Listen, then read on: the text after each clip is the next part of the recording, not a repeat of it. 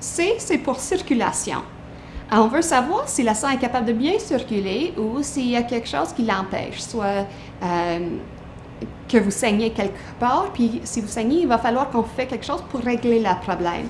Donc, on commence par mettre des intraveineuses. On veut mettre 2 grandes intraveineuses pour être capable de remplacer du sang puis donner des médicaments.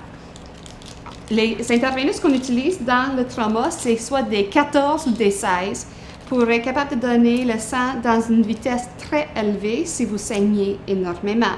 Ça, c'est une 16 et assez grand, puis on est capable de pousser beaucoup. Puis ça, c'est une 14 aussi. On est capable de donner plusieurs litres de sang ou de liquide par les 14 ou les 16.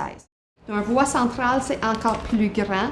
C'est un très grand cathéter qui va passer dans une grande veine centrale, donc soit en dessous du clavicule ou dans l'extérieur du cou ou dans les veines fémorales. Le médecin va passer un très grand cathéter pour être capable de donner le sang plus vite.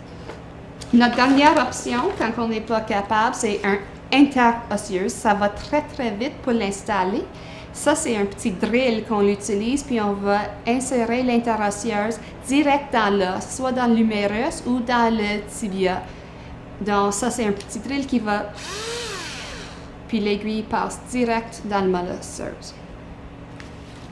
Si vous saignez, puis il va falloir qu'on contrôle le saignement, soit que vous avez une grande lacération, vous avez coupé le bras ou la jambe, on met un tourniquet.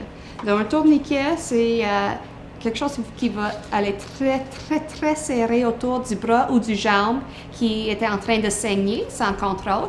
Puis, on va le serrer jusqu'à temps que le saignement est coupé. Ça coupe la circulation en bas pour qu'on peut contrôler le saignement pour être capable de régler les lacérations ou les blessures qui saignent beaucoup. Dans une chute ou dans un accident d'auto, un accident de vélo, c'est possible que vous avez une fracture de bassin qui peut faire ça peut couper les veines ou les artères dans le bassin qui descend aux jambes. Il va falloir qu'on mette un binder pour le bassin, puis ça va autour du bassin, puis on le serre pour être capable de garder les fractures fermées en place pour que ça ne bouge pas puis ça ne fait pas d'autres dommages aux vaisseaux qui sont dans le bassin. Une autre option qu'on a quand on saigne énormément dans le bassin, c'est qu'est-ce qu'on s'appelle un cathéter Reboa. L'Hôpital général de Montréal, on est un des premiers centres au Canada qui a introduit cette cathéter. Ça, c'est un cathéter qui va être inséré dans l'artère fémorale, puis ça va monter dans